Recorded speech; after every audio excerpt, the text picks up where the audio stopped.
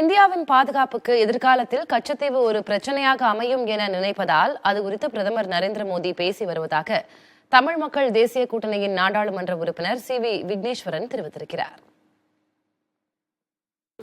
ஒரு நாட்டின் பிரதமராக வரப்போகின்றவர் இந்த சின்ன விஷயம், ஒரு கச்சத்தீவு 50 வருஷத்துக்கு பிறகு 74 கையெழுத்து வச்சது, இப்போ 24 50 வருஷத்துக்கு பிறகு இதை பற்றி இந்த நேரத்திலே எதற்காக கூறுகின்றார் என்று பார்த்தோமானால், இந்தியா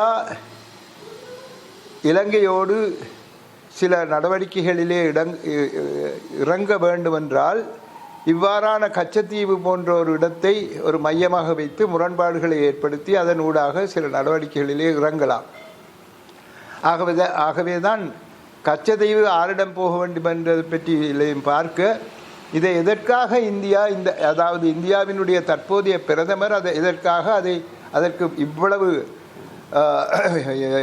முக்கியத்துவம் கொடுத்து பேசுகின்றார் என்பதை நாங்கள் கருத்தில் கொள்ள வேண்டும்.